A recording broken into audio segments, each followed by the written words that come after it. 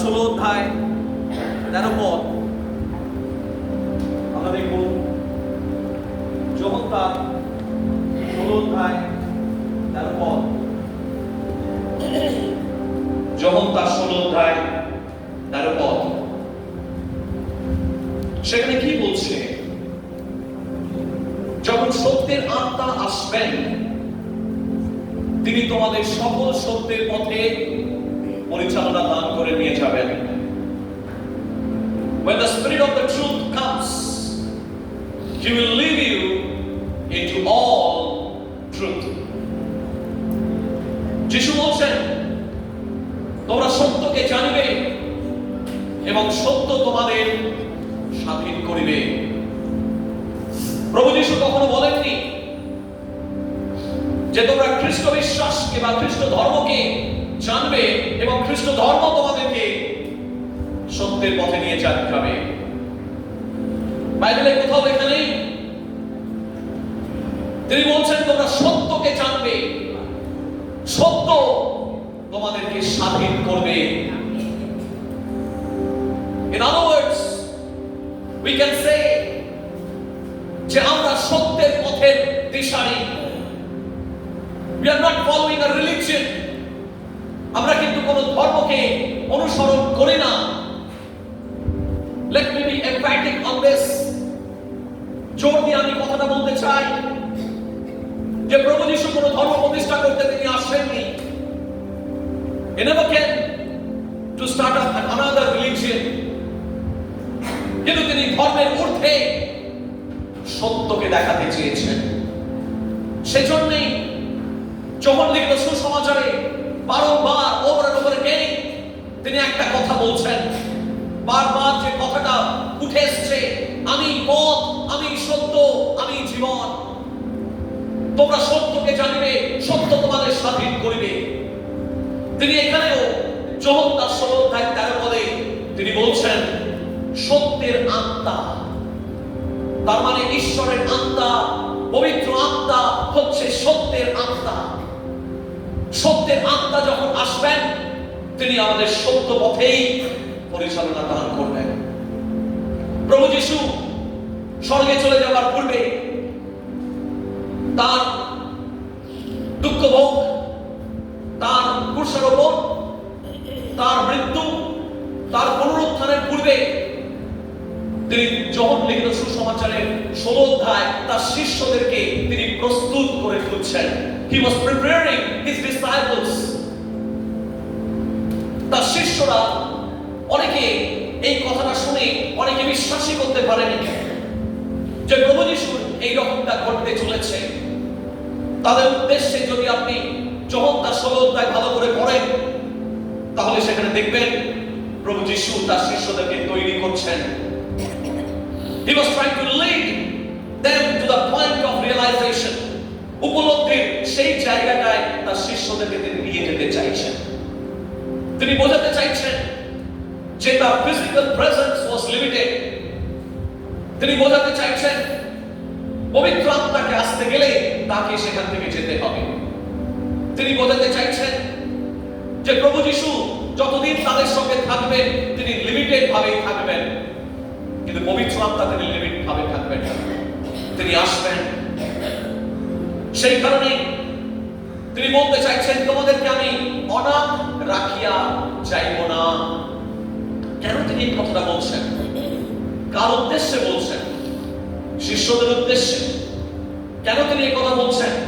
কারণ শিষ্যরা তারা ভয় পেয়ে গেছে, যদি প্রভু তাদের সঙ্গে না থাকেন তাদের অবস্থাটা কি হবে। তারা তো একা হয়ে যাবে। প্রভু অন্তর্যামী, তিনি বুঝতে পারলেন তাদের হৃদয়ের কথা, তাই তিনি তাদেরকে প্রস্তুত করছেন এবং বলছেন আমি তোমাদেরকে একা রেখে যাব না, আমি তোমাদেরকে এক সহায় পাঠাবো। এই সহায় কথাটা বাংলায় ট্রান্সলেশন করা হয়েছে উইলিয়াম কেরির দ্বারা, কিন্তু যে গ্রিক শব্দটা রয়েছে সেটা হচ্ছে প্যারাক্লিটস। গ্রিক ভাষা প্যারাক্লিটস কথা মানে হচ্ছে an advocate, একজন পরামর্শদাতা। The one who goes side by side, walks with you side by side. আপনার সাথে সাথে, আপনার পাশে পাশে, যিনি আপনার সঙ্গে সঙ্গে চলেন। পবিত্র আত্মা সেই সহায় যিনি আপনার সাথে সাথে সঙ্গে সঙ্গে আপনাকে পরামর্শদাতা রূপে চলবেন, বলুন আমেন। সেই পবিত্র আত্মাকে তিনি দিয়েছেন, যাকে গ্রিক ভাষায় বলা হচ্ছে হাগিওস নিউমা, পবিত্র আত্মা। আলেথিয়া কথাটার মানে হচ্ছে সত্য, যে কথাটা বারবার যখন লিখিত সুসমাচারে বারবার একাধিকবার অনেকবার ব্যবহৃত হয়েছে। এর মধ্য দিয়ে বলছেন সেই সত্য যা ঈশ্বরের কাছ থেকে আসে, the very truth that characterizes God, যে সত্যের দ্বারা ঈশ্বর বৈশিষ্ট্যময় হয়ে ওঠেন, সেই সত্যর পথে পবিত্র আত্মা আপনাকে এবং আমাকে পরিচালনা দান করবেন। আজকে তিনটি অন্তর্দৃষ্টি নিয়ে আমরা ধ্যান করব। সেই তিনটি অন্তর্দৃষ্টির মধ্যে আমরা দেখব কোন সত্যের পথে পবিত্র আত্মা আমাদেরকে পরিচালনা দান করেন। সেই তিনটি সত্যের উপরে আমরা ধ্যান করব। আমার প্রার্থনা এটাই, যেন আমাদের হৃদয়ের চোখ খুলে যায়, যেন আমরা ঈশ্বরের সেই মহান পরিকল্পনাকে আমরা দেখতে পাই, যেন আমরা বুঝতে পারি আমাদের বিশ্বাসী জীবনের লক্ষ্য কি। আসুন, পবিত্র আত্মা আমাদের জীবনে কি কার্য সাধন করেন, what the Holy Spirit does for us, পবিত্র আত্মা আমাদের জন্য কি করেন। প্রথম অন্তর্দৃষ্টি, পবিত্র আত্মা ঈশ্বরের ইচ্ছাকে আমাদের কাছে প্রকাশ করেন, বলুন আমেন। পবিত্র আত্মা তিনি ঈশ্বরের বাক্যে বলা রয়েছে, যোহন্না 14:17 বলা রয়েছে, কি বলা রয়েছে সেখানে বলছেন, তিনি পবিত্র আত্মা আপনা হতে কোনো কাজ করেন না। পবিত্র আত্মা পিতা ঈশ্বরকে, পুত্র ঈশ্বরকে যা করতে দেখেন তাই পবিত্র আত্মা করেন, বলুন আমেন। পবিত্র আত্মা শুধুমাত্র শক্তি নয়। যারা এখনো এই ভুল ধারণার মধ্যে রয়েছেন তাদের জন্য এই শিক্ষা যে পবিত্র আত্মা কোনো শক্তি নয়। অনেক জায়গায় একটি গ্রুপ আছে, নাম করছি না, যারা বিশ্বাস করে যে পবিত্র আত্মা হচ্ছে একটি শক্তি।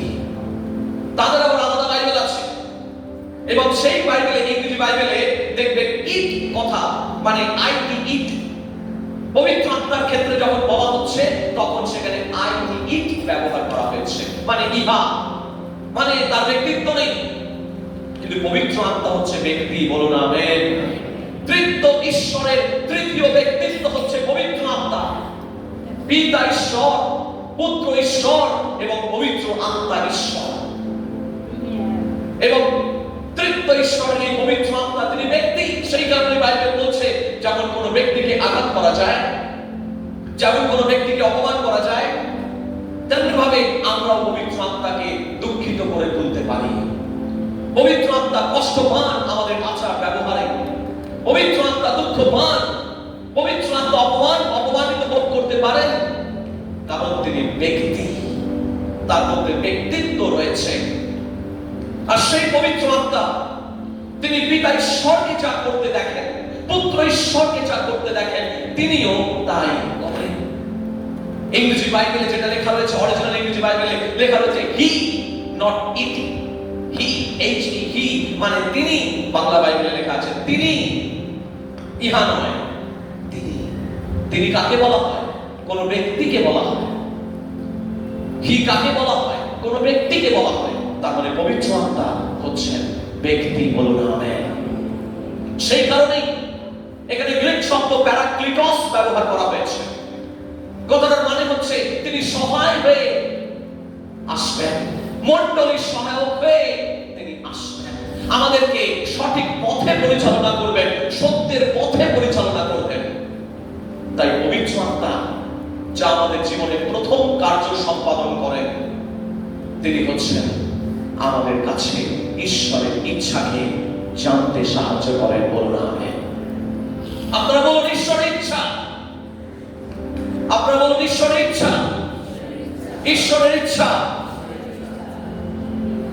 ঈশ্বরের ইচ্ছাকে তিনি মানে কি পবিত্র আত্মা আমাদেরকে জানতে সাহায্য করেন। প্রভু যিশু যা বলতে চেয়েছিলেন আপনি দেখবেন যোহন্না 16:13 তার আগে 12 দেখবেন প্রভু যীশু তাদেরকে বলতে চেয়েছিলেন কিছু কথা, কিন্তু তিনি বলতে পারেননি। পবিত্র আত্মা 13 তারপরে আসছে, পবিত্র আত্মা সেই কথা যা যীশু তাদেরকে বলতে চেয়েছিলেন, পবিত্র আত্মা যিশুর কথাটাকে তার শিষ্যদেরকে তিনি বুঝিয়েছিলেন, শিখিয়েছিলেন। এর উদ্দেশ্য কি? তার মানে পবিত্র আত্মা সেই সত্যের পথে পরিচালনা দান করার মধ্য দিয়ে তিনি সত্যের আত্মা হয়ে যতক্ষণ না পর্যন্ত আমাদের জীবনে আসছেন ততক্ষণ সত্যকে আমরা ধরতে পারবো না। আমি দেখেছি বহুমণ্ডলীতে, শুধুমাত্র বেথেলে নয়, বহুমণ্ডলীতে আমি দেখেছি অনেকে বিশ্বাস পরিবর্তন করে, গতানুগতিক ভাবে মণ্ডলীতে আসে, মণ্ডলীর সমস্ত কাজে কর্মে তারা অংশ নেয়, কিন্তু তারা একটা রিচুয়াল মনে করে করতে হবে, সেই ভাবধারায় তারা প্রবাহিত হয়। কিন্তু ঈশ্বরের বাক্য বলছে যখন আমরা কোনো কাজ করব, আমরা ঈশ্বরের উদ্দেশ্যে, ঈশ্বরের ইচ্ছা অনুসারে, তার পরিকল্পনা অনুসারে আমি সেই কাজটা করব বলি আমেন। আমাকে কেউ দেখছে বা কেউ প্রশংসা পাবো বলে সেই কাজ আমরা করি না। ঈশ্বরের বাক্য বলছে যে প্রভু আমাদেরকে যে দায়িত্ব দিয়েছেন সেই দায়িত্ব আমরা এজন্যই পালন করি যে প্রভু গৌরবান্বিত হবেন, প্রভুর উদ্দেশ্য অনুসারে যখন সেই কাজটি আমরা করব, মনে রাখবেন ঈশ্বর আপনাকে রিওয়ার্ড দেবেন, পুরস্কৃত করবেন। পবিত্র আত্মা আমাদেরকে বুঝতে সাহায্য করেন সেই সত্যকে যে তার পরিকল্পনা আমার জীবনে কি রয়েছে। পবিত্র আত্মা যখন আমাদের জীবন আসেন তার উদ্দেশ্যকে আমাদের জীবনে যুক্ত করেন। যদি কোনো বিশ্বাসী পবিত্র আত্মা দ্বারা পরিচালিত না হয়, তার জীবনের মধ্যে সেই সত্য থাকে না।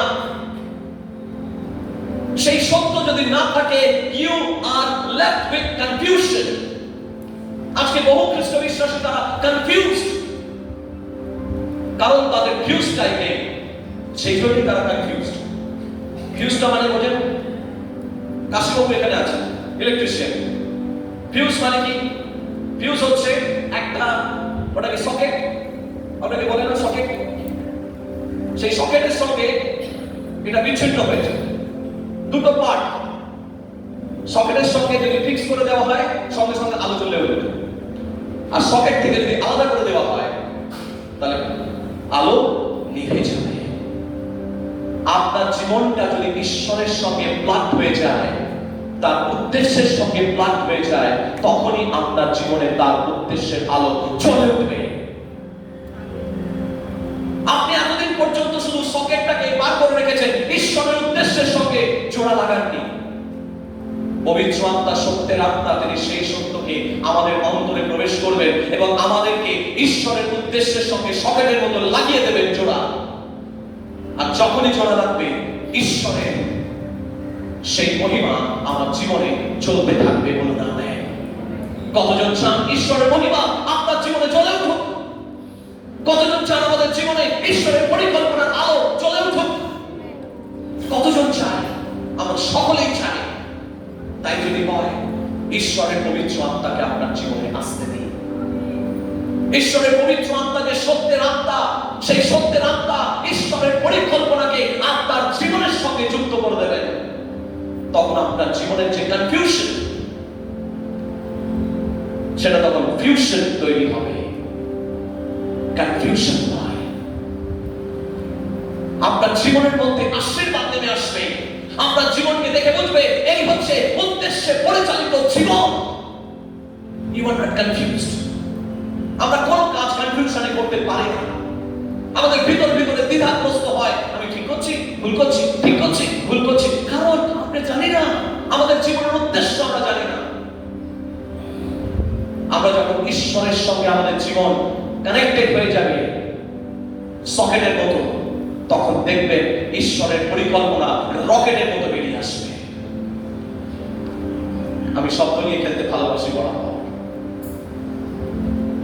যখন সকেট লেগে যাবে তখন রকেট আপনার জীবন হয়ে যাবে। তখন রকেট এদিক ওদিকে ভ্রাম্যমান ঘুরে বেড়ায় না, রকেট একদম উদ্দেশ্যের পথেই যাবে। আপনার জীবন উদ্দেশ্যের পথেই চলবে, বলুন আমেন। ইসরায়েল জাতির জীবনের মধ্যে সেই উদ্দেশ্য ছিল না। ইসরায়েল জাতির জীবনের মধ্যে সেই পরিকল্পনার অভাব ছিল। ইসরায়েল জাতি শুধু নিজেদের কথা চিন্তা করছিল। তাদের জীবনের মধ্যে সত্য তখন আসেনি। সেই কারণে তারা ভ্রাম্যমান ঘুরেই যাচ্ছে। 11 দিনের পথ তারা 40 বছর ধরে ঘুরছে। ভেবে দেখুন, এরকম অবস্থা হয়নি তো? যা হয়তো কিছুদিনের মধ্যেই হয়ে যাওয়ার কথা ছিল, যে কাজটা আপনার জীবনে হয়ে যাওয়ার কথা ছিল, কিন্তু কিছুতেই সেই কাজটা থেকে আপনি ব্রেকথ্রু পাচ্ছেন না। কারণ অনেক সময় ঈশ্বর একই ঈশ্বর আছেন, অদ্যকল্য চিরকাল তিনি একই ঈশ্বর। যদি আপনি ঈশ্বরের পরিকল্পনা থেকে সেই সকেট আপনার থেকে বের করে নিয়ে থাকেন, ঈশ্বরের পরিকল্পনা থেকে আপনার জীবনের সকেটটা যদি আপনি পার করে নিয়ে থাকেন, তাহলে দেখবেন সেই আলো অনেক দিন ধরে চেষ্টা করেও আপনি জ্বালাতে পারছেন না। সেই পরিকল্পনার সত্যতাকে পবিত্র আত্মা, যিনি সত্যের আত্মা, আপনার জীবনে ফেরত নিয়ে আসেন। আপনাকে বুঝতে সাহায্য করেন, আমাকে বুঝতে সাহায্য করেন যে আমাদের জীবনের পরিকল্পনাটা কোথায় ছিল। মরুভূমির মরীচিকার মতো আমরা শুধু ঘুরেই যাচ্ছি। জগৎ আমাদেরকে মরীচিকার মতো অনেক সময় প্রলোভন দেখায়, এসো এসো। পরিকল্পনা আমরা ভুল পথে তখন চলে যাই। ঈশ্বরের পরিকল্পনা ছেড়ে আমরা ভুল পথে চলে যাই। যখন আমরা ভুল পথে চলে যাই, তখন ঈশ্বরের পরিকল্পনা কিছুতেই আমাদের জীবনে ঘটে না। আমরা কনফিউজড হয়ে যাই, কেন হচ্ছে না আমার জীবনে? আমি এত প্রার্থনা করছি, কেন হচ্ছে না এই কাজ আমার জীবনে? এই ঈশ্বর বলছেন, তোমরা আমার পরিকল্পনা থেকে বহু দূরে চলে গেছো। সকেট যখন ঈশ্বরের পরিকল্পনার সঙ্গে লেগে যাবে, আপনার জীবন থেকে জীবনটা কনফিউশন ছেড়ে রকেটের গতিতে আগামী দিনে এগিয়ে যাবে, বলুন আমেন। দ্বিতীয় অন্তর্দৃষ্টি, যখন আপনি ঈশ্বরের এই সত্যের আত্মা দ্বারা পরিচালিত হবেন, আপনার জীবনের সঠিক মানে খুঁজে পাবেন, প্রিয় ভাই। দ্বিতীয় বিষয়, জীবনের মানে। বলুন জীবনের মানে। আবার বলুন জীবনের মানে। জীবনের মানে। প্রথম বিষয় কি বললাম? ঈশ্বরের ইচ্ছা। সত্যের আত্মা যখন আমার জীবনে আসে, ঈশ্বরের ইচ্ছা এবং পরিকল্পনা আমি ধরতে পারি। আমার জীবনের সকেট তখন ঈশ্বরের পরিকল্পনার সঙ্গে লেগে যায়। ঈশ্বরের পরিকল্পনা আমার জীবনে চলে ওঠে, আমার জীবন থেকে কনফিউশন দূর হয়। প্রথম অন্তর্দৃষ্টিতে আমরা দেখলাম। দ্বিতীয় অন্তর্দৃষ্টিতে আমরা দেখছি যে জীবনের মানে আমরা খুঁজে পাই যখন সত্যের আত্মা আমাদের জীবনের উপরে আসে, সেই সত্যকে আমাদের জীবনে প্রকাশ করে। তখন আপনি আপনার জীবনের উদ্দেশ্য শুধু নয়, জীবনের অর্থ খুঁজে পান। মানুষ কিন্তু limited, humans are limited in themselves, finite beings. আমাদের অসীম অনন্ত চিন্তাধারা আমাদের নেই, কারণ আমাদের চিন্তাধারা সীমিত, আমরা সীমিত। সেই কারণেই আমাদের জীবন, মন, চিন্তা, ভাবনা সমস্ত কিছু দৃশ্যমান জগতের মধ্যে সীমিত অবস্থায় থাকে। আমাদের চিন্তা ভাবনা, আমাদের চাকরি, কর্মস্থান এসবের উপরে স্থিমিত থাকে। পরিবারের বাইরে আমরা চিন্তা করতে পারি না। সেই পরিবারের মধ্যে আমাদের চিন্তা ভাবনা সীমিত থাকে। Because we are finite, because we are limited in our understanding, আমাদের চিন্তা ভাবনাগুলো কিন্তু সীমিত থেকে যায়। কোথায় কোথায় সীমিত থেকে যায়? আমরা শুধু আমাদের নিজেদের চাকরি, কর্মসংস্থান ইত্যাদির মধ্যে সীমিত থাকে। আমরা আমাদের পরিবারের বাইরে আমরা চিন্তা করতে পারি না। যারা যারা যুবক যুবতী সন্তানেরা রয়েছে, তারা অনেক সময় গার্লফ্রেন্ড বয়ফ্রেন্ডের মধ্যেই সীমিত থেকে যায়। মানুষ এই জগতের যে সমস্ত সম্পদ, যে সমস্ত ধন সম্পত্তি, এর মধ্যে সীমিত থেকে যায়। পজিশন, অনেক সময় আমাদের চিন্তা ভাবনাগুলো সেই পজিশনের মধ্যেই সীমিত থেকে যায়। অর্থ, আমার কি অর্থ আছে বা নেই, দুটোই সে চিন্তা করে। অনেক সময় জাগতিক চিন্তা ভাবনার মধ্যে তাদের চিন্তা ভাবনা সীমিত থেকে যায়। ফলে তো আমাদের জীবনের যে অর্থ, আমাদের জীবনের যে অরিজিনাল মানে, যে মানে খুঁজতে গিয়ে বড় বড় দার্শনিকেরা বহু বছর ধরে বই লিখেছেন। সক্রেটিস থেকে শুরু করে, অ্যারিস্টটল থেকে শুরু করে, প্লেটো থেকে শুরু করে বড় বড় যারা দার্শনিক, তারা এই বিষয়ে চিন্তা করে গেছেন। কিন্তু ঈশ্বর আমাদের কাছে আশীর্বাদ করেছেন। আমাদেরকে ফিলসফিক্যালি বা দার্শনিকভাবে চিন্তা করতে হয় না, কিন্তু পবিত্র আত্মা, যা সত্যের আত্মা, যখন আমাদের জীবনের মধ্যে আসে, তিনি আমাদের জীবনের মধ্যে ঈশ্বরের শুধু পরিকল্পনাকে প্রকাশ করেন না, কিন্তু আমাদের জীবনের উদ্দেশ্য কি এবং অর্থ কি সেটাও তিনি বলে দেন। বলুন amen. What is the goal of your life? What do you wear? And how and why do you exist? কিভাবে, কোথায়, কেমন করে, কেন আপনি জীবিত রয়েছেন? পবিত্র আত্মা আমাদেরকে বলতে দেয়। পবিত্র আত্মা আমাকে বুঝতে সাহায্য করেন। The Spirit of the truth leads you and me to realize that without Jesus we are nothing. আমরা যিশু ছাড়া আমাদের জীবনের কোনো অস্তিত্ব নেই। আজকে আপনি যতই পরিবার, আমার মেয়ে, আমার ছেলে, আমার স্ত্রী, আমার স্বামী, আপনি যতই করুন না কেন, মনে রাখবেন যিশু ছাড়া আপনার পরিবার অসম্পূর্ণ। আপনি যতই বলুন আমার চাকরি, আমার বাকরি, আমার সমস্ত কিছু, পজিশন, পাওয়ার, সবকিছু, আরেকবার বলি, যিশু ছাড়া আপনার জীবন অসম্পূর্ণ। আপনি যতই বলুন আমার অর্থ আছে, আমার অর্থ চাই, আমার এটা চাই, আমার গাড়ি চাই, আমার বাড়ি চাই, আরেকবার বলি, যিশু ছাড়া আপনার জীবন অসম্পূর্ণ। আমার বাড়ি আছে, আমার গাড়ি আছে, আমার সমস্ত কিছু আছে, আমার পাওয়ার আছে, আমার পজিশন আছে, আমার রেকগনিশন আছে, আমার সব আছে, কিন্তু যিশু ছাড়া অসম্পূর্ণ। Nothing can truly satisfy you without the presence of the living God through His Son, Jesus Christ. যিশু খ্রিস্ট একমাত্র পুত্র, তার উপস্থিতির দ্বারাই আমাদেরকে তিনি সন্তুষ্টি দিতে পারেন। সেই কারণে true satisfaction comes through Jesus. প্রকৃত সন্তুষ্টি আসে প্রভু যিশুর মধ্য দিয়ে।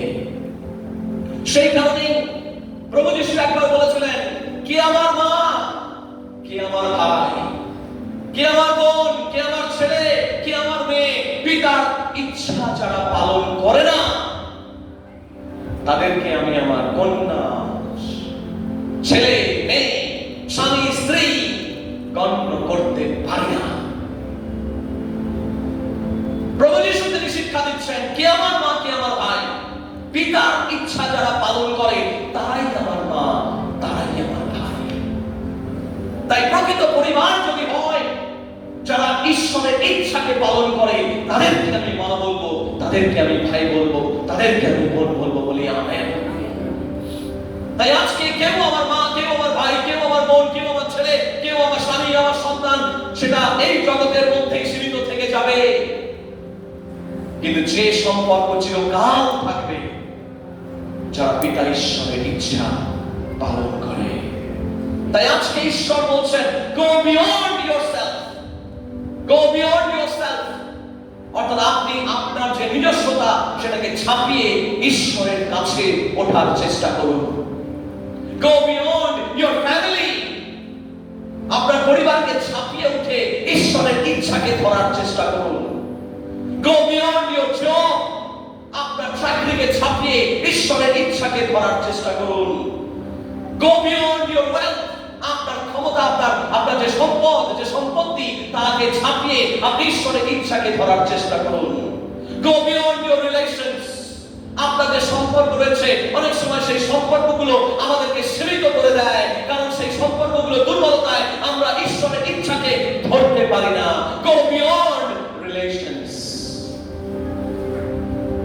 সেই সম্পর্কের উপরে গিয়ে আপনি ঈশ্বরের ইচ্ছাকে ধরার চেষ্টা করুন। go beyond anything and everything that limits you,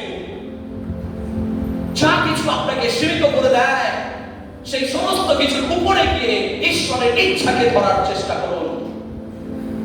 Go beyond your selfish ambition. যদি আপনার মধ্যে আপনি মনে করেন সেই selfish ambition আপনাকে ঈশ্বরের ইচ্ছাকে ধরতে বাধা দিচ্ছে, তাহলে তারপরে আপনাকে বিজয় লাভ করতে হবে। বলুন amen. You must and shall discover your true meaning of life.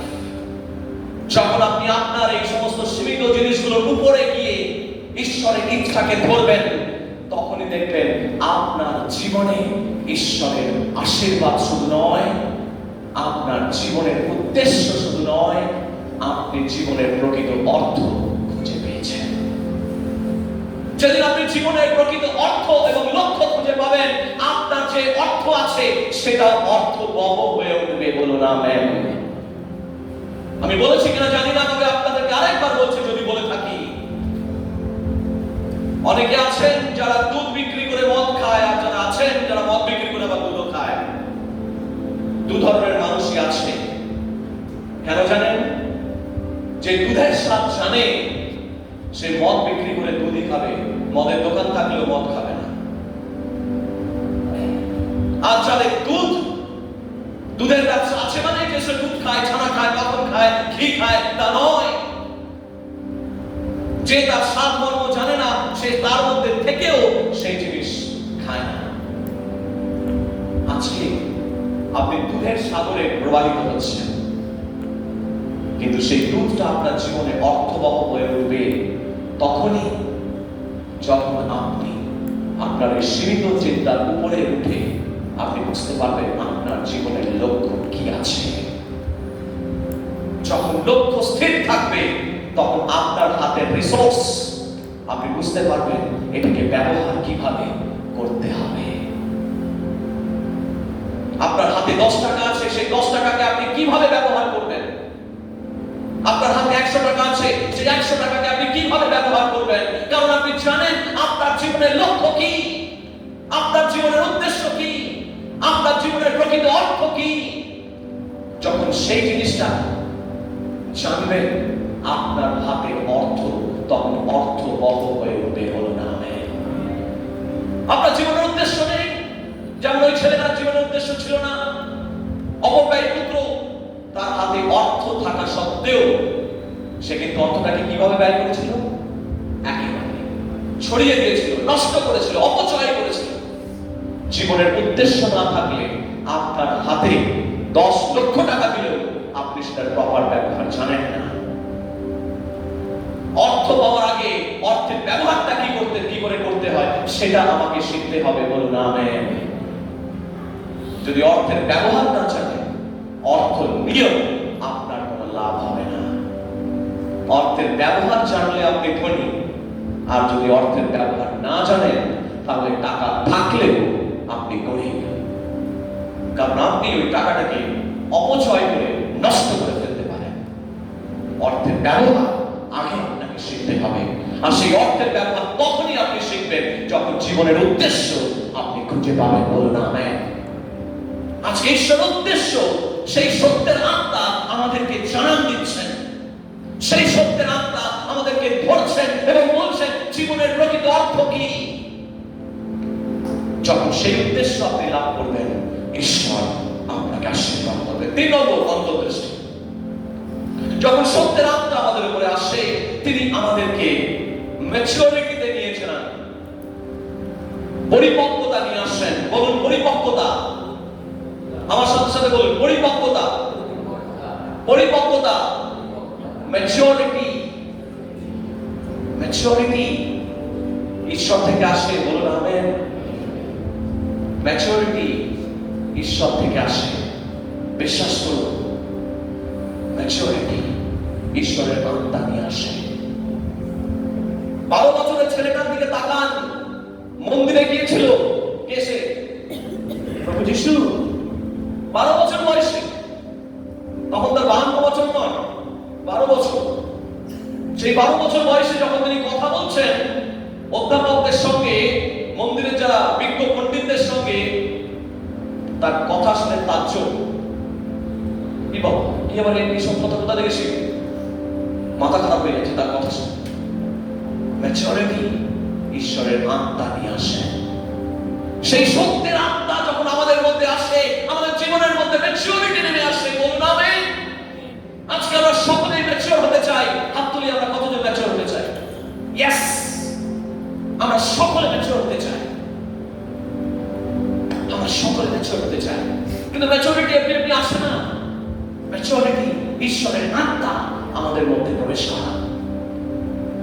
বয়সটা ফ্যাক্টর নয়, আত্মা, ঈশ্বরের আত্মা দ্বারা যখন আপনি চলবেন, দেখবেন আপনার কথাবার্তা, জীবনযাপন, লক্ষ্য সমস্ত কিছু পাল্টে গেছে, এবং তখনই মানুষ বুঝতে পারবে he is different than others.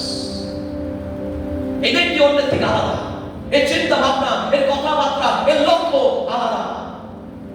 আপনার ম্যাচুরিটি লোকের সামনে পরিষ্কার হয়ে যাবে। ঈশ্বরের আত্মা আমাদের জীবনে ম্যাচুরিটি নিয়ে আসে। প্রথম করিন্থীয় 14 অধ্যায় 20 পদ, আসলে একটু পাঠ করবেন। প্রথম করিন্থীয় 14 অধ্যায় 20 পদ। ওই অংশটা পড়ার আগে, ওটা খোলা রাখুন। ওই অংশটা পড়ার আগে আমি দুটো বিষয় বলতে চাই। দুটো বিষয় আমি বলতে চাই। এক, আমাদের জীবনের মধ্যে অনেকে বলবেন আপনারা, আমি অনেক কিছুই চেয়েছি, ঈশ্বরের জন্য কিছু করতে চেয়েছি, কিন্তু আমাদের পাপপূর্ণ স্বভাব আমাদেরকে বাধা দেয়। পাপপূর্ণ স্বভাব আমাকে অনেক ভালো কাজ করতে বাধা দেয়। সাধু বললো অনেক ওই রকম সুরে এই কথা বলছেন, আমি যা করতে চেয়েছি সেটা করতে পারিনি, যেটা করতে চাইনি সেটাই আমি করে ফেলেছি। কারণ সেই পাপপূর্ণ স্বভাব আমাদেরকে বাধা দেয়। কিন্তু ভুলে গেলে চলবে না, যদি একদিকে পাপপূর্ণ স্বভাব আমাদের আছে, অন্যদিকে ঈশ্বরের প্রতিমূর্তি আমাদের আছে। বলুন আমেন। যদি পাপপূর্ণ স্বভাব আমাদেরকে বাধা দেয়, তাহলে আরেকদিকে রয়েছে আমাদের ঈশ্বরের সেই প্রতিমূর্তি, যে প্রতিমূর্তি সেই শক্তি আমাদেরকে প্রদান করে। আমাদের মধ্যে যে ক্ষমতা দেওয়া হয়েছে তা অন্য কোনো সৃষ্টির কাছে সেই ক্ষমতা দেওয়া হয়নি। অতএব আমরা পাপপূর্ণ প্রকৃতির ঊর্ধ্বে আমরা উঠতে পারি। বলুন আমেন। তাই একদিকে পাপপূর্ণ স্বভাব আমাদের পিছনের দিকে টানে, আর আরেকদিকে ঈশ্বরের আত্মার প্রতিমূর্তি, ঈশ্বরের প্রতিমূর্তি আমাদেরকে সামনের দিকে টানে। আজকে আপনি যখন ঈশ্বরের প্রতিমূর্তির ক্ষমতা আমাদের মধ্যে দেওয়া হয়েছে, সেই দিকে আপনি চলুন। পাহাড়ে যখন আপনি উঠছেন, যারা পাহাড়ে চলে, যারা শেরপা, তাদের বিভিন্ন টেস্টিমনি পেপারে দেওয়া হয়, তাদের অভিজ্ঞতা পেপারে দেওয়া হয়। তেনজিং নরগে, এডওয়ার্ড হিলারি যখন 1953 সালে তারা যখন এভারেস্ট জয় করতে উঠছিল, সেই তেনজিং নরগে পরবর্তীকালে তার অভিজ্ঞতার আলোকে তিনি লিখছেন, তিনি বলছেন, পাহাড়ে চড়ার একটি ভয়ঙ্কর সত্য হলো আপনি নিচের দিকে তাকাতে পারবেন না। যখনই আপনি নিচের দিকে তাকাবেন, তখনই আপনার মধ্যে ভয় জেগে উঠবে। আর ভয় জেগে উঠলে আপনি আর উপর দিকে চলতে পারবেন না। শয়তান চায় আমরা নিচের দিকে তাকাই, আপনি ঊর্ধ্ব দিকে তাকান। যখন সাধু পৌল বলছেন, তিনি বলছেন, যা কিছু উত্তম, যা কিছু মঙ্গলের, যা কিছু ভালো বিষয়, সেইগুলোর দিকে তাকান। ঊর্ধ্বমুখী যাত্রা, স্বর্গের মুখী যাত্রা, ঊর্ধ্বমুখী যাত্রা। আপনি উপরের দিকে তাকান, নিচের দিকে তাকাবেন না। তাকালে নিচের যে নোংরা জিনিসগুলো আপনাকে টানবে, আপনাকে নিচে ফেলে দেওয়ার চেষ্টা করবে।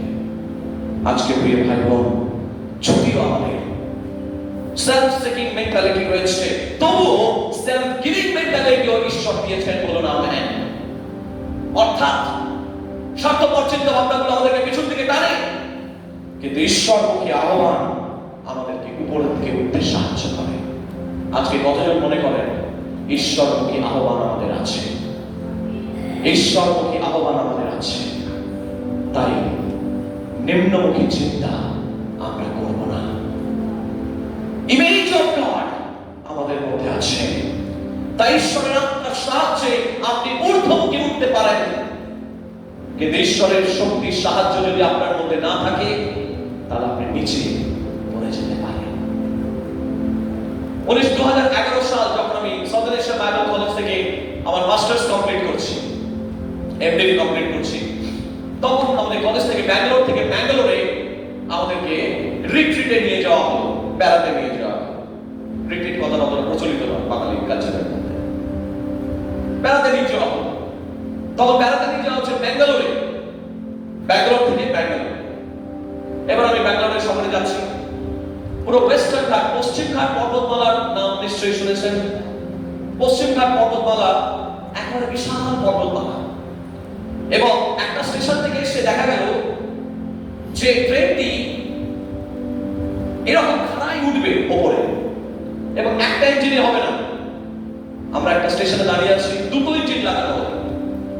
দুটো ইঞ্জিনের সাহায্যে, ডাবল ইঞ্জিনের সাহায্যে ট্রেনটা উঠতে শুরু করলো পশ্চিমঘাট পর্বতমালার উপরে। 82টি টানেল আছে, সব পাহাড় ভেঙে ভেঙে, ডায়নামাইটকে পাহাড় ভেঙে ভেঙে রাস্তা তৈরি করে সেখানে রেলওয়ে ট্র্যাক তৈরি করা হয়েছে। আর সেই পাহাড়ের নিচে যে স্টেশনটা আমরা দেখতে পাচ্ছি, পাহাড়ের নিচে সব বন্য জন্তু জানোয়ার ঘুরে বেড়াচ্ছে স্টেশনের নিচে।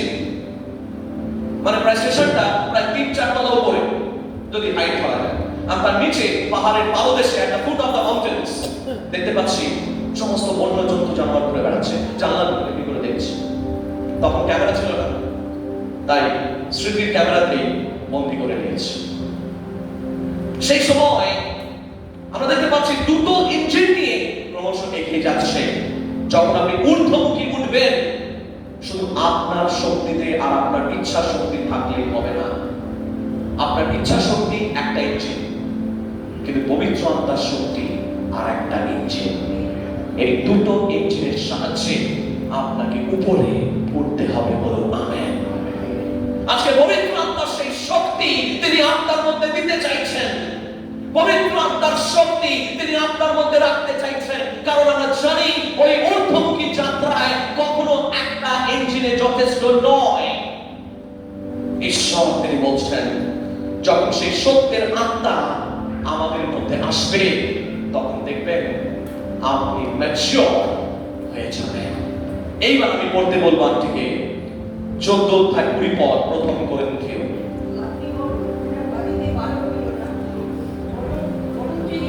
শিশুগণের ন্যায় হও। ভাতৃগণ, তোমরা বুদ্ধিতে বালক হইও না, বরঞ্চ হিংসাতে শিশুগণের ন্যায় হও। আমেন। কথাটা একটা প্যারাডক্স, মানে বৈপরীত্য আছে। বলছে বুদ্ধিতে বালক হইও না।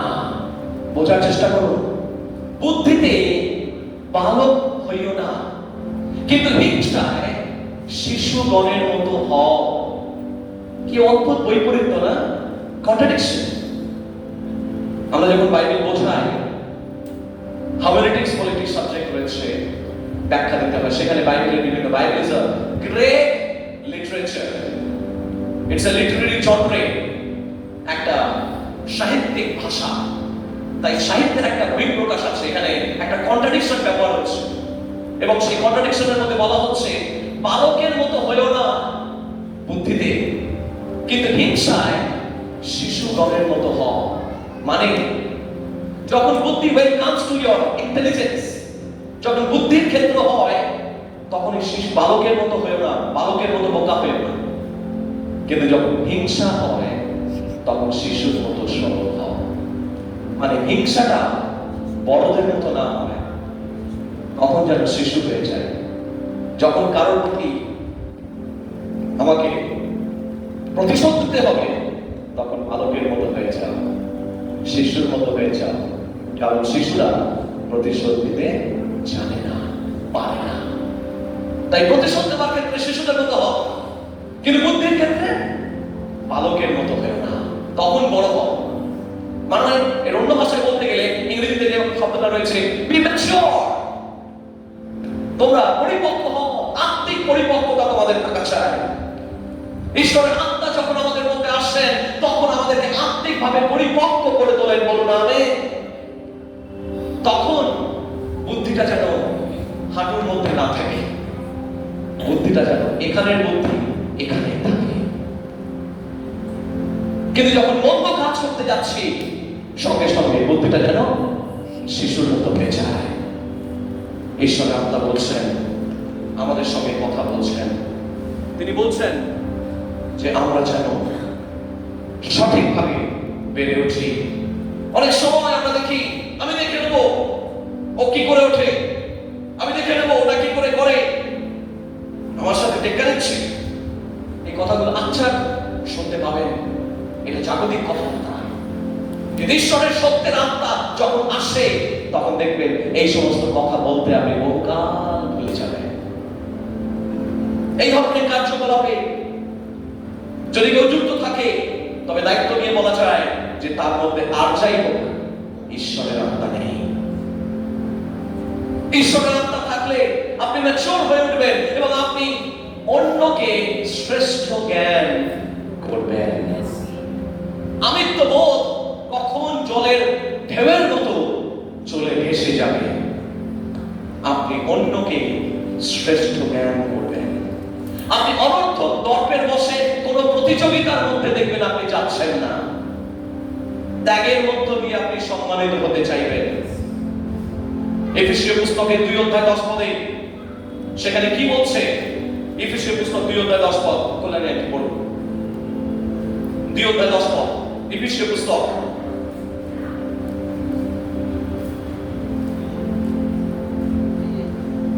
Thank you Jesus. শেষ করবো এবারে।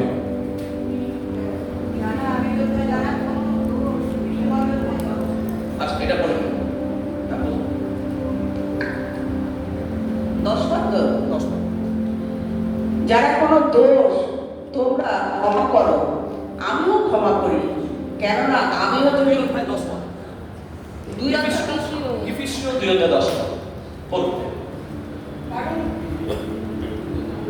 কারণ আমরা তাহারই রচনা, খ্রিস্ট যিশুকে বিবিধ সত্ত্বে নিমিত্ত সৃষ্ট, সেগুলি ঈশ্বর মুখে প্রস্তুত করিয়াছিলেন যেন আমরা সেই পথে চলি। আমেন। আমরা তাহারই রচনা, তিনি পূর্বে প্রস্তুত করিয়াছিলেন যেন আমরা তাহারই পথে চলি। মনে রাখবেন, এফেসীয় পুস্তকে বলছেন যখন আমরা খ্রিস্ট যিশুতে ছিলাম না তখন যে সমস্ত কাজকর্মগুলো করতাম, এখন আমরা সেটা করতে পারি না, কারণ আমরা খ্রিস্ট যিশুর রচনা। প্রথম থেসলোনিকীয় 5:19 লাস্ট ভার্স। প্রথম থেসলোনিকীয় 5:19 অত্যন্ত গুরুত্বপূর্ণ জিনিস। প্রথম থেসলোনিকীয় 5:19 সেখানে কি বলা হয়েছে?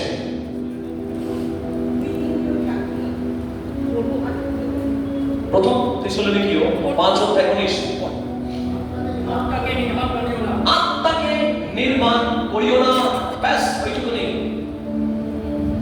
শেষ অংশ মাথার মধ্যে লিপিবদ্ধ করে রাখুন। ইংরেজিতে বলা হয়েছে ডোন্ট কোয়েঞ্চ দ্য স্পিরিট। আত্মাকে নির্মাণ করিও না, মানে আত্মাকে অনির্বাণ করে রাখো। অনির্বাণ মানে যা নিভে যায় না, যা জ্বালিয়ে রাখা হয়, মানে আত্মার আগুনকে আমাদের জ্বালিয়ে রাখতে হবে। কতজন আমাদের জীবনের মধ্যে সেই আত্মাকে আমরা জ্বালিয়ে রাখার চেষ্টা করি? গত সপ্তাহে শনিবার যখন আমরা বাইরে ইউথ ফেলোশিপ করছিলাম, অন্ধকারের মধ্যে একটি টেবিলে, আমার টেবিলের মধ্যে একটি মোমবাতি রাখা হলো। হাওয়া দিচ্ছে, আর সেই মোমবাতিটিকে আমি হাত দিয়ে ঢেকে রেখে সেই মোমবাতির আলোটাকে জ্বালিয়ে রাখার চেষ্টা করছি। আপনার জীবনের মধ্যে দুঃখ, কষ্ট, অভাব, অনটন, বিভিন্ন চ্যালেঞ্জের সম্মুখীন আপনি হবেন, এবং সেই চ্যালেঞ্জের মধ্যে হয়তো আপনার জীবনের যে আগুনটি সেটা নিভে যাওয়ার চেষ্টা করবে, কিন্তু হাত দিয়ে আপনাকে ঢেকে রাখতে হবে যেন সেই আত্মার আগুনটি আপনার জীবন থেকে নিভে না যায়। প্রিয় ভাই বোন, আজকে কতজন হয়তো যদি আমি হাত দিয়ে ধরে না রাখতাম তাহলে কখনই সেই মোমবাতিটা নিভে যেত। আপনাকে চেষ্টা করতে হবে, কিন্তু ঈশ্বরের আত্মা আপনার সাথে থাকবেন এবং সেই আগুনটিকে ধরে রাখতে হবে। প্রিয় ভাই বোন, অটোমেটিক ঈশ্বরের সেই আশীর্বাদ আপনি পাবেন না। যখন কেউ উপরের দিকে ওঠে তাকে অক্সিজেনটাকে বহন করে নিয়ে উঠতে হয়। যখন উপরের দিকে উঠছেন অনেক চ্যালেঞ্জের সম্মুখীন হবেন। যত উপরে উঠবেন তত দেখবেন অক্সিজেন কমে আসছে। যত আপনি ঈশ্বরের কাছাকাছি আসছেন দেখবেন আপনার জীবনে অনেক ধরনের চ্যালেঞ্জ আসছে। খ্রিস্টীয় জীবনের মধ্যে যখন আপনি চলেছেন সেই চ্যালেঞ্জের মধ্যেও আপনাকে সেই মোমবাতিটিকে আপনাকে জ্বালিয়ে রাখতে হবে। আত্মার অগ্নিকে শক্তিকে আপনার জীবনে চালিয়ে রাখতে হবে। আপনাকে চ্যালেঞ্জ দিতে হবে যে কোন অবস্থাতে যেন আমার জীবনে সেই আত্মার অগ্নিটা যেন বুঝে এবং নিভিয়ে না যায়। আজকে আপনাকে সিদ্ধান্ত নিতে হবে যে সত্যের আত্মা যখন আসে আমার জীবনে তিনটি কাজ করে। এক, ঈশ্বরের ইচ্ছাকে বুঝতে দেয়, উদ্দেশ্যকে বুঝতে দেয়, কনফিউশন দূর করে। 2 নম্বর, অন্তর্দৃষ্টি, আমার জীবনের যে প্রকৃত মানে সেটা খুঁজে পেতে সাহায্য করে। তখন আপনি আপনার নিজস্বতাকে ছাপিয়ে ঈশ্বরের ইচ্ছাকে আঁকড়ে ধরেন, পরিবারকে ছাপিয়ে ঈশ্বরের ইচ্ছাকে আঁকড়ে ধরেন, আপনার কর্মজীবনকে ছাপিয়ে ঈশ্বরের ইচ্ছাকে আঁকড়ে ধরেন, সম্পত্তিকে ছাপিয়ে ঈশ্বরের ইচ্ছাকে আঁকড়ে ধরেন, আত্মীয় পরিজনকে ছাপিয়ে ঈশ্বরের আত্মাকে, ঈশ্বরের ইচ্ছাকে আঁকড়ে ধরেন, ব্যক্তিগত স্বার্থপরতার চিন্তাকে ছাপিয়ে ঈশ্বরের ইচ্ছাকে আঁকড়ে ধরেন। তৃতীয়ত, যখন পবিত্র আত্মা, সত্যের আত্মা আপনার জীবনে আসেন, আপনার জীবনে পরিপক্কতা নিয়ে আসেন। আমাদের জীবনের সেই স্বার্থপর চিন্তা, ব্যভিচারী চিন্তা, কুসংকল্প, অন্যের ক্ষতি সাধনের চিন্তা, এই যতগুলো চিন্তা থাকবে, মনে রাখবেন ঈশ্বরের আত্মার আগুন আপনার জীবনে প্রজ্বলিত থাকবে না। আজকে আপনি কোন জায়গায় দাঁড়িয়ে রয়েছেন? আপনি ঈশ্বরের ইচ্ছাকে গুরুত্ব দেবেন নাকি আপনার ব্যক্তিগত স্বার্থকে গুরুত্ব দেবেন? ঈশ্বরের আহ্বানের দিকে এগিয়ে যাবেন নাকি নিম্নগামী চিন্তা করবেন? এটা আপনার উপরে, আমার উপরে নির্ভর করে। যদি আপনি নিজের ব্যক্তিগত স্বার্থকে ছাপিয়ে ঊর্ধ্বে উঠতে চান, তাহলে আমি আপনাকে চ্যালেঞ্জ করছি, ঈশ্বর আপনাকে এমন জায়গায় তুলবে, স্কাই ইজ দ্য লিমিট। আমি বহু জীবন দেখেছি, আমার ব্যক্তিগত জীবনে আমি সাক্ষ্য আছে, আপনারা অনেকেই দেখেছেন এবং শুনেছেন। যখন আপনি ঊর্ধ্বমুখী চিন্তা করবেন, ঈশ্বর আপনাকে থামিয়ে রাখবেন না। ঈশ্বর আপনাকে এবং আপনার পরিবারকে এমন একটা উচ্চতায় নিয়ে যাবেন যে আপনি কল্পনা এবং পরিকল্পনা করে সেটা সেই জায়গায় নিয়ে যেতে পারবেন না। Let me challenge you that God has a plan for you. কিন্তু যদি আপনি ঈশ্বরের থেকে বহু দূরে চলে যান, তাহলে 11 দিনের রাস্তা আপনাকে 40 বছর ধরে করতে হবে। ভয়ঙ্কর ব্যাপার। জীবন এবং মৃত্যু দুটোই আমাদের সামনে রাখা আছে। কোনটা চয়েস আমার? আজকে ঈশ্বর চ্যালেঞ্জ করছে। Thank you Jesus. আসলে চোখ বন্ধ করে আল্লাহ বাসি কথা বলতে। Thank you Jesus. Thank you Jesus. চোখ বন্ধ